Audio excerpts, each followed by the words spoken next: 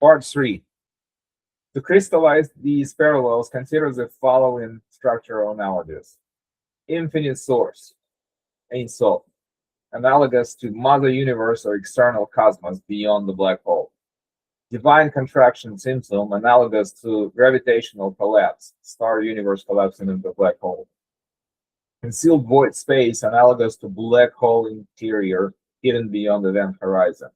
Boundary of void, or Ein Sof surrounding, Tzimtzum, analogous to event horizon boundary of space-time region. Ray of light, Kaf, analogous to white hole Big Bang emanation or jets from the black hole. Resulting finite worlds, analogous to baby universe, expanding cosmos inside a black hole. These are conceptual parallels. One should not think of Tzimtzum as a physical black hole, of course, but the mapping of ideas is striking. Kabbalistic mystics spoke of a first darkness, then a beam of creation, where scientists speak of a gravitational abyss, then a bank of expansion. It is no wonder that many contemporary scholars and scientists have been intrigued by how pre-modern mystics foreshadowed modern physics concepts. As Professor Elliot Wolfson observed, the Kabbalists' understanding of cosmology has startling parallels to today's physics. All of existence emerged from one singularity that multiplied. The Zohar even uses the term lamp of darkness for the initial Tzimtzum, metaphorically a dark light, an expression uncannily reminiscent of a dark star or black hole described by earlier scientists. Rotational dynamics, cosmic spin as hidden order. One of the most fascinating intersections of these ideas lies in rotation and the idea of a hidden cosmic order. If indeed our universe has a preferred spin direction, as recent evidence hints, it upends the conventional cosmological assumption of isotropy, the same in all directions. Poplavsky points out that a rotating universe implies an external frame of reference. If the universe is rotating, it must rotate relative to some frame of reference corresponding to something bigger. Therefore, the universe is not the only one. It is part of the multiverse, a quote from Poplavsky. In effect, finding an axis in our universe would strongly suggest a connection to a larger context, a parent universe in the black hole model or some other cosmic backdrop. For Kabbalists, this notion is familiar on a spiritual level. Tzimtzum created an independent space, yet that space is still embedded in the infinite. The Ein Sof light surrounds it and present and is present even if concealed. The finite world always exists in relationship to the infinite. There is no absolute frame in which Hashem is absent. We might say the frame of reference for creation is Hashem's encompassing reality. Thus, just as rotating universe betrays the universe of something beyond it, the very existence of an orderly creation, Kabbalistic eyes betrays the presence of a sustaining divinity beyond it. Mystics would agree that our universe is not an isolated system. It is utterly dependent on and imbued by a higher reality, even though that higher reality is hidden beyond the veil of Tzimtzum. The possible discovery of a cosmic axis or cosmic spin brings to mind the image of the Kav, divine line, again. Could it be that there is literally an axis to the universe, a preferred direction, which in mystical metaphor would be the direction from which the Creator's light entered creation? Poplavsky's theory suggests the axis of our universe's rotation is inherited from the parent black hole spin. Transposing that symbolically, the axis of our reality comes from higher reality. In religious terms, one could say the vector of creation, the arrow of time and space, comes from Hashem's initial input. Hashem set a direction to creation when he drew the beam from above to below. Indeed, in Lurianic teaching, the Kav enters from above to below, indicating a directional flow of divine energy. Cosmologists have attempted to detect large-scale anisotropy. Some claim that CMB might have a axis of evil alignment, but the findings of many galaxies core rotating is a near clue. If this holds, it suggests an almost eerie coordination in the universe's structure. Kabbalah often emphasizes that what appears random or chaotic can mark underlying unity. The alignment of galaxy spins could be seen as a physical analogy to the idea that the disparate parts of creation are all oriented, perhaps literally, along a single hidden axis of origin. In mysticism, that axis is the divine will and plan, which, though hidden, guides the development of the world. Furthermore, Poplavsky ties cosmic rotation to the puzzle of dark energy. He proposes that the outward centrifugal effect of cosmic rotation would appear as the accelerated expansion we attribute to dark energy. If true, this means a mysterious, unseen rotation is the cause of the universe's observed dynamics. In a parallel spirit, one might say that the expansion of the universe, physical, and the unfolding of history, metaphysical, are driven by an unseen hand, the spin imparted by the creator at the moment of creation. It's a poetic parallel, dark energy as a concealed force making the cosmos expand versus sephirotic emanations as concealed divine forces that cause the cosmos to exist and evolve. Black hole mergers and cosmic echoes, emanations from the hidden. One might wonder, if our universe is inside a black hole, can anything from outside get in or vice versa? Directly? No. Not in physical terms. The parent universe cannot be observed from inside the black hole, just as the black hole's interior is cut off from our view. However, consider what happens when black holes merge within our universe. The merger of black holes, as mentioned, produces gravitational waves that travel across the universe. These ripples are literally vibrations of space-time, carrying information about events that were otherwise hidden beyond an event horizon. When LIGO first detected such waves in 2015 from two black holes merging, it was a transformative moment. We heard an event that no light could ever carry to us.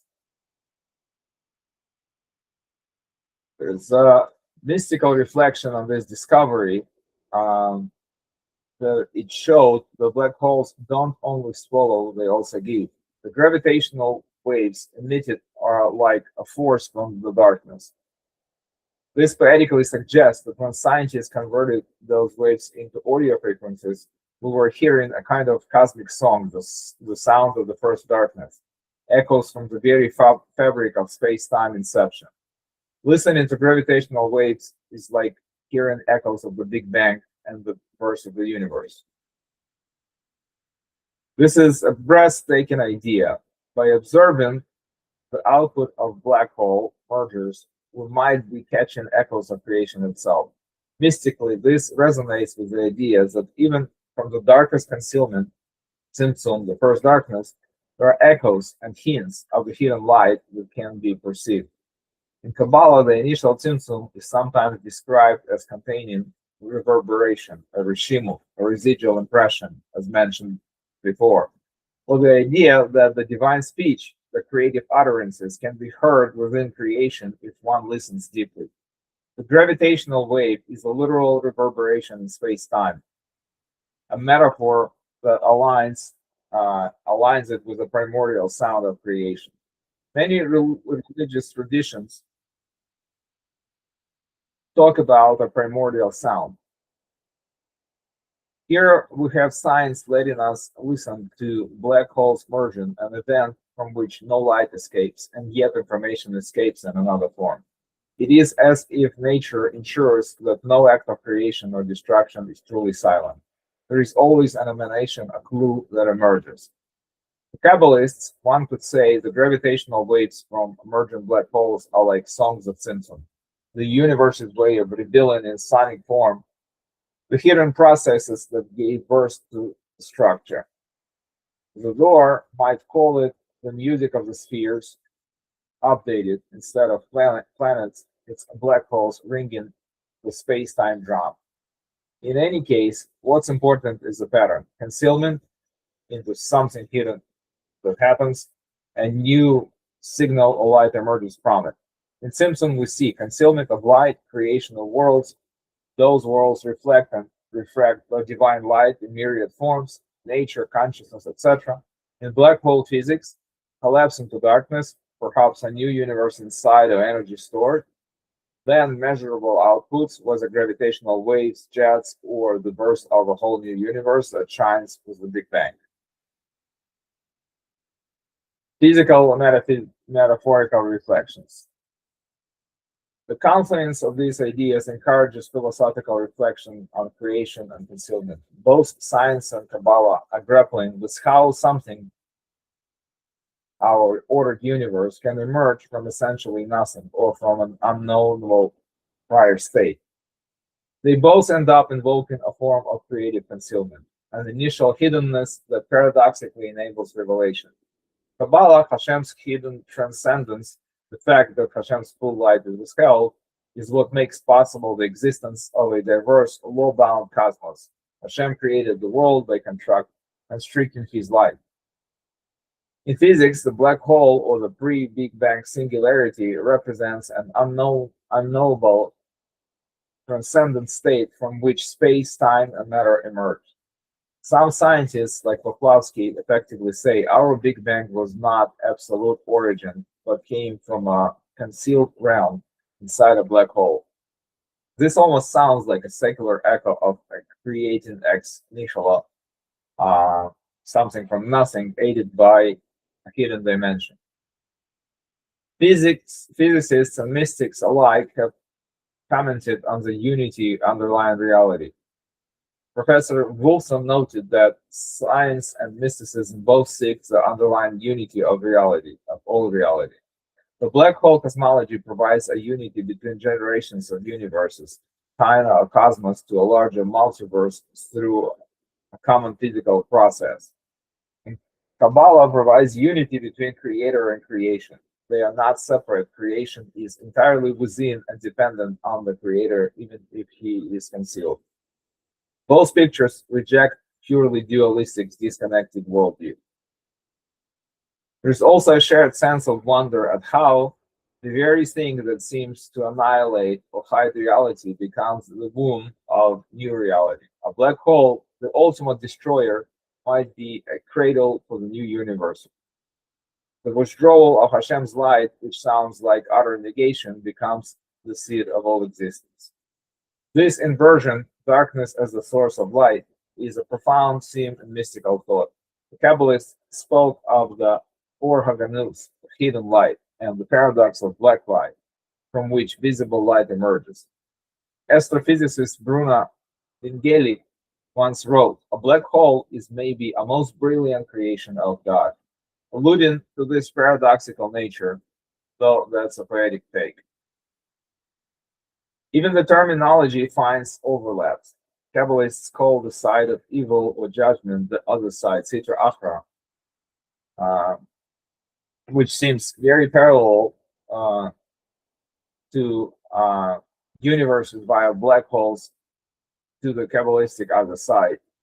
Black holes are physical embodiments of the spiritual holes. They are wormholes, portals to parallel universes. A parallel universe is a metaphor for the Kabbalistic concept of the other side. Thus, falling into a black hole compares to energy leaking to the other side, metaphysically. This again underscores that holes in one system lead to something unknown beyond, just as Tzimtzum created a hole that is, in some sense, beyond ordinary perception, the other side of revealed goodness. Not coincidentally, Ra, evil in Lashon HaKodesh, in Kabbalah, is linked to the idea of void or hole, where divine light is absent. Black holes sucking in light and matter could be seen as embodiments of that concept. Yet, as we saw, when two such objects merge, they produce ripples that enlighten us. It's as if to say, even the darkest phenomena have a role in the cosmic symphony.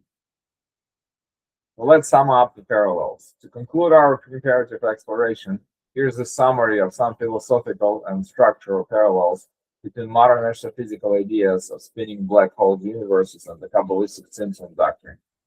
Creation via contraction. Both envision creation emerging not from adding stuff, but from an initial contraction or collapse, a negative act that makes room for existence.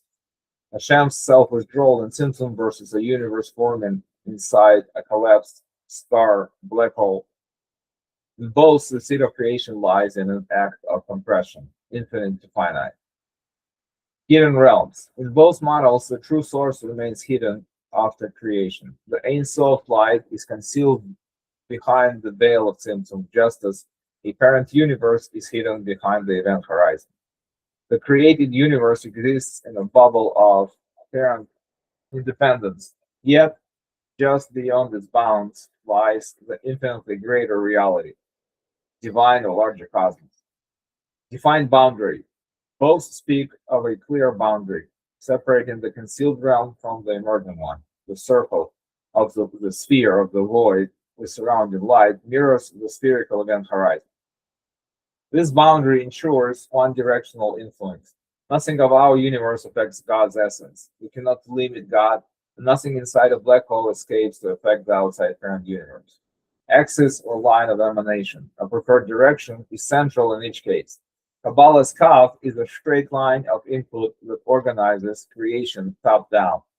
Black hole's cosmology's universe has a built-in spin axis imparting global orientation. Both suggest that our world has a single organizing axis, originating from the creation event, physically as spin, spiritually as a vector of divine light. Partial revelation light from darkness.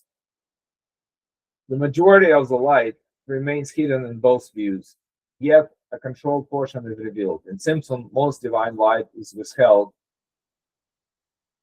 and only a minute amount emanates to form worlds. In the spinning black hole, most matter energy stays trapped, but some escapes as jets or reemerges in a Big Bang. Thus, a dark system produces focused illumination, a beautiful parallel from darkness light. Echoes and traces. Neither the black hole nor Tzimtzum is truly absolute in concealment. Each leaves clues. Tzimtzum leaves a Rishimu, imprint of Ohr Ein Sof, and ongoing divine sustenance, albeit hidden. Black holes leave gravitational imprints on orbits and mergers in mid-gravitational waves, echoes of the Big Bang that we can detect. The hidden becomes now knowable indirectly, suggesting an underlying continuity between realms. In mysticism, Hashem is still immanent. In physics, information is never truly lost. Ultimately, what these parallels illustrate is a kind of convergent intuition about creation, that it requires a withdrawal by the source to let something new form, and that the source remains present in a concealed fashion, quietly shaping the emergent order. The spin of galaxies and the structure of space-time may encode, as Poplawski and others speculate, the influence of a higher dimensional reality on our own. Kabbalistically, all structure and lawfulness in our universe encode the hidden influence of the divine light that was concealed. In this way, surprising scientific observations like a cosmic rotation axis might be seen as fingerprints of the beyond, much as mystics see every natural law as a disguise of divinity.